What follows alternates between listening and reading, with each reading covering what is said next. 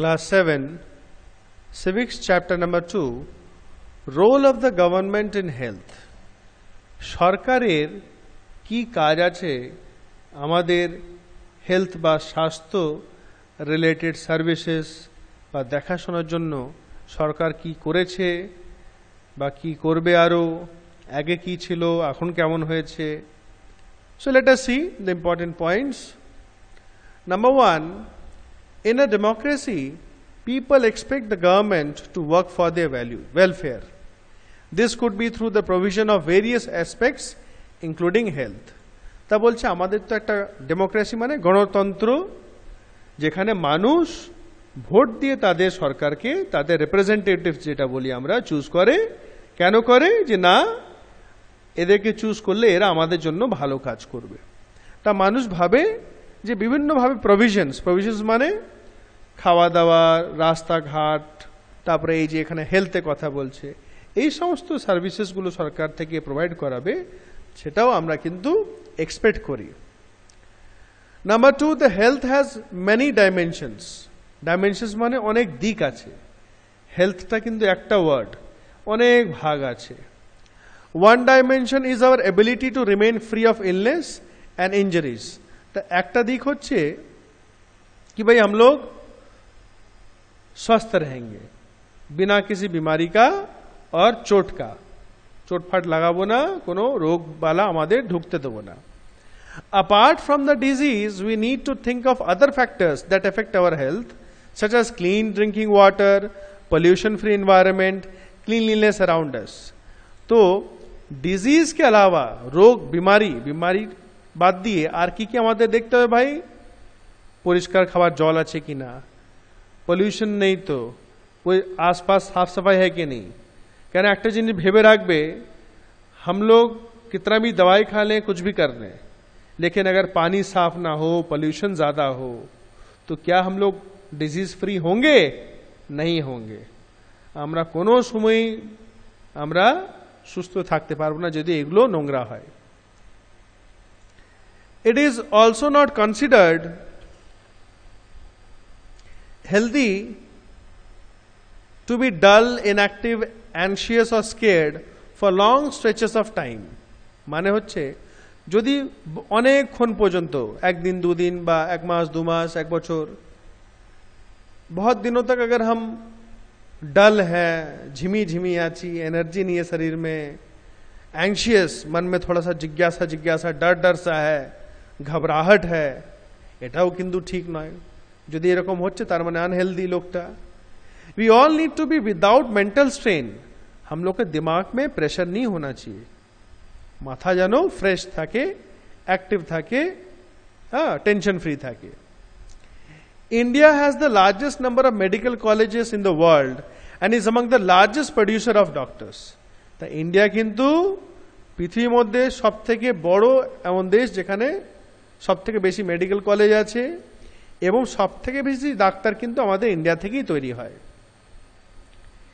In the year 1950, India has only 2,217 hospitals, while in the year 2000 there were 18,218 hospitals in India. So in about 50 years, 50 বছরের মধ্যে ভাবো 2217 থেকে 18,218. So many times it has increased. India gets a large number of medical tourists from many countries. It means in India we have the best hospitals in the world. The medical tourist মানে ঘুরনে নিয়ে आते हैं, treatment कराने आते हैं. বাইরে থেকে কিন্তু ইন্ডিয়াতে অনেক ফরেন থেকে কিন্তু লোকেরা ট্রিটমেন্ট করাতে আসে. তার মানে কি আমাদের এখানে চিকিৎসা সেবা অবশ্যই তাদের ওখান থেকে ভালো. India is the 4th largest producer of medicines in the world and is also a large exporter of medicines. The India 4th largest producer of medicines আর একটা বড় এক্সপোর্টার, মানে বিদেশে ওষুধ সাপ্লাই করে. Apart from the largest number of medical colleges, doctors, hospitals, and as a high producer of medicines, there are many adverse situations in the country in this regards. তা এত ভালো জিনিস থাকা সত্ত্বেও কিছু কিছু খারাপ জিনিসও আছে. क्या क्या है भाई? The number of doctors with respect to population is much less in rural areas.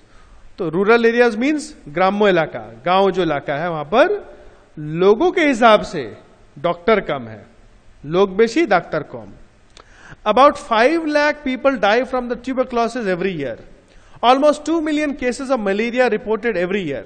তা প্রত্যেক বছর কিন্তু মোটামুটি 5 লাখ লোক টিউবারকুলোসিস মানে টিবি থেকে মারা যায়। 2 মিলিয়ন কেস হয় ম্যালেরিয়া প্রত্যেক বছর। Unavailability of drinking water to all and waterborne diseases such as diarrhea, worms, hepatitis, etc. are found. তো অনেক অনেক এই নোংরা জলের জন্য অনেক ডিজিজেসগুলো হয়, স্পেশালি অনেক ভিলেজ এরিয়াতে। About half of all children in India are undernourished. তো আমরা মানে 50% পপুলেশন কিন্তু আমাদের ভারতে কিন্তু ভিলেজে থাকে। তা 50% পপুলেশন ভিলেজে মানে 50% অলমোস্ট বাচ্চারাও ভিলেজে আছে। তাই মোটামুটি আমাদের ইন্ডিয়ার অর্ধেক বাচ্চারা কিন্তু আন্ডারনারিশড, মানে তারা ঠিকঠাক খেতে পায় না। They don't get the proper nutrients.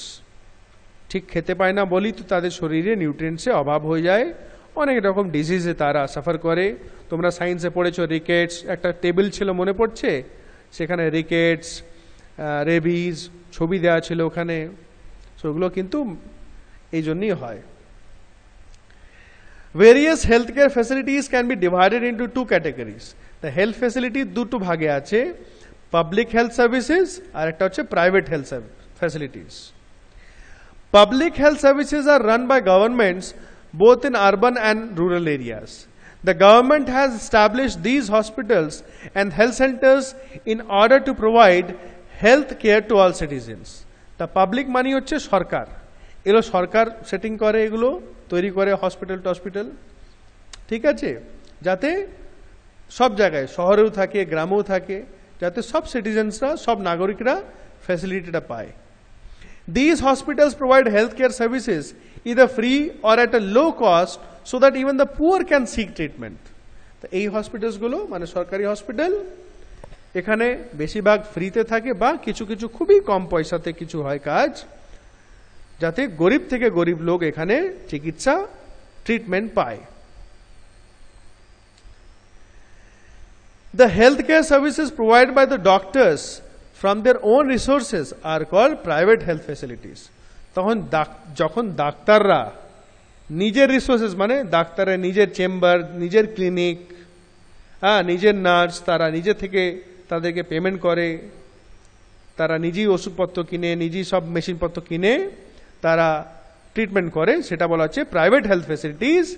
In other words, private health facilities are not owned or controlled by the government. এটা সরকারে কিন্তু কন্ট্রোল বা সরকারের নয়। There are many hospitals, nursing homes, laboratories, etc.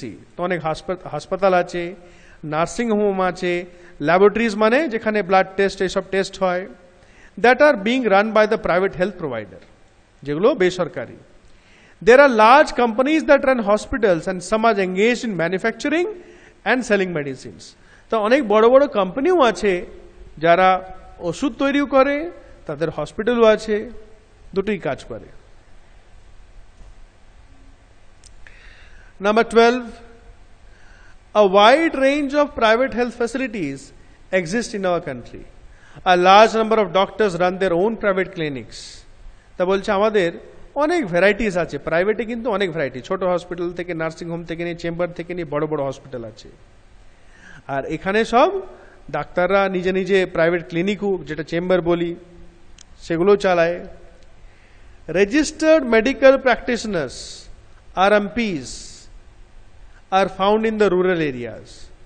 Registered মানে এগুলো ট্রেন্ড, এরা সরকারি লাইসেন্স থাকে যাদেরকে RMP বলি, তারা গ্রাম গ্রামে ওরা প্র্যাকটিস করে, ডাক্তারি করে, চিকিৎসা করে। In the cities we can see a large number of reputed and specialist doctors of many fields.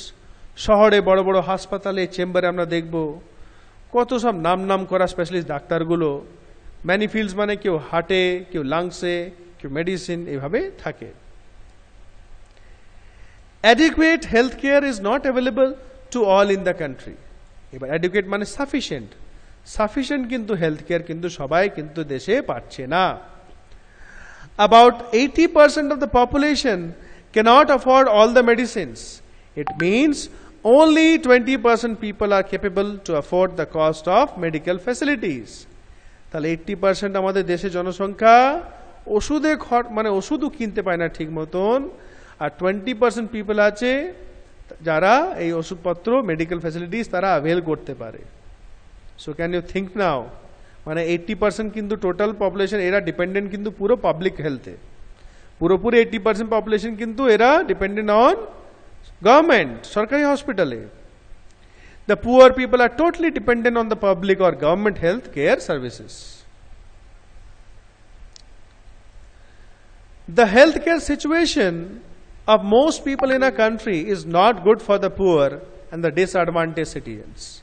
তা বলছে গরিবদের জন্য আর ডিসঅ্যাডভান্টেজ সিটিজেন্স মানে কিছু কিছু এখনো গ্রুপ আছে, ক্যাটাগরি অফ পিপল আছে যাদের জন্য সরকার এখনো ঠিকঠাক কিছু ভালো করতে পারে নাই বা করেছে কিন্তু এটা সাফিসিয়েন্ট নয়, তাদের জন্য হেলথ কেয়ার সিচুয়েশন কিন্তু খুব খারাপ তাদের আছে কিছু কিছু জায়গায়, খুব বেশি নয় কিন্তু তাদেরও কিন্তু এখন অনেক কন্ডিশন ভালো হয়ে গেছে comparatively.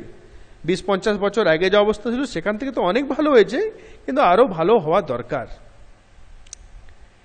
In the field of drinking water, food, women development, education and health etc, the state government of Kerala made efforts. তা এই কেরালা শুধু কেরালা সরকার নয়, এখন মোটামুটি অল ওভার ইন্ডিয়া কিন্তু এসব চলছে। খাবার ভালো জল, খাবার, উইমেন ডেভেলপমেন্ট, কেন মহিলারা যদি ভালো থাকে তাদের হেলথ ভালো থাকলে কিন্তু তাদের বাচ্চা কাচ্চাদেরও হেলথ ভালো থাকবে, তারা তাদের ছেলে মেয়েদের ভালো দেখাশোনা করতে পারবে। In 1996 the Kerala government provisioned 40% of the entire budget for panchayats to provide various facilities for the rural people.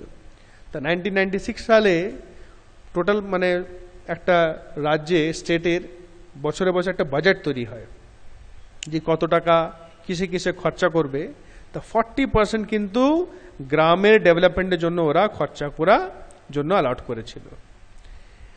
The Costa Rica is considered to be one of the healthiest countries in South America. South আমেরিকাতে Costa রিকা বলে একটা জায়গা আছে যেটা সব থেকে healthiest country, দেশ বলে বলা হয়, জায়গা বলে বলা হয়। The government reduced the expenses on the army and this amount was spent on health, education and other basic needs of the people. তা সেখানকার সরকার কি করেছিল, আর্মির ওপরে খরচাটা কমিয়ে দিয়েছিল।